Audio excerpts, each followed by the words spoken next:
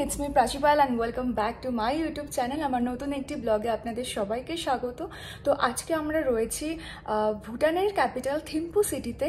তো এখন আমরা যে হোটেলে রয়েছি সেটার নাম থামসাং। আমরা বেরোবো হচ্ছে থিম্পু সাইট সিন করার জন্য। তো এখন নিচে গিয়ে ব্রেকফাস্টটা করবো, দেন ডিরেক্ট ওখান থেকে বেরিয়ে যাব। So keep watching.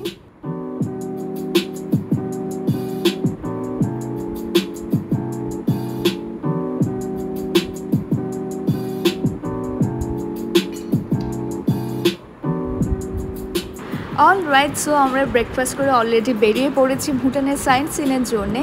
তো এখন বাজে হচ্ছে 9:30, মানে এখানকার টাইম 9:30 আর আমাদের ইন্ডিয়ান টাইম হচ্ছে 9টা। সো ফার্স্ট যে স্পটটাতে আমরা যাব সেটা হচ্ছে জায়েন্ট বুদ্ধ, দেন রয়েছে সিম্পলি ভুটান, পেইন্টিং হাউস, এগুলোতে যাওয়ার কথা রয়েছে।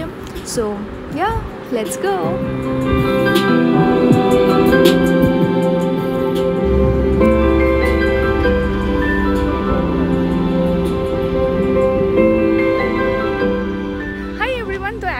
চলে এসেছি বুদ্ধা পয়েন্টের এখানে।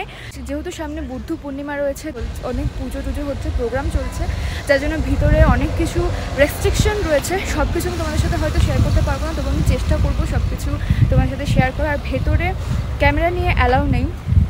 তো যাই হোক, যতটা পারবো কাছে গিয়ে সবটা দেখাবো তোমাদেরকে।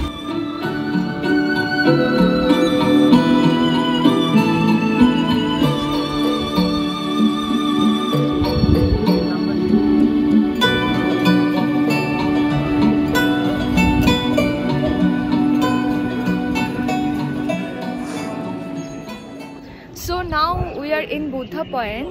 So এখানে যে বুদ্ধা স্ট্যাচুটা রয়েছে সেটার হাইট হচ্ছে 54 মিটার। সেটা গোল্ড প্লেটেড।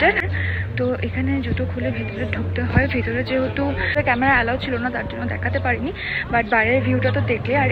আর ভেতরে না 1,25,000-এর মতো ছোট ছোট বুদ্ধ স্ট্যাচু রয়েছে, যেগুলি খুবই সুন্দর আর কিউট দেখতে। আর এখান থেকে থিম্পু সিটির ভিউটাও অসাধারণ লাগে।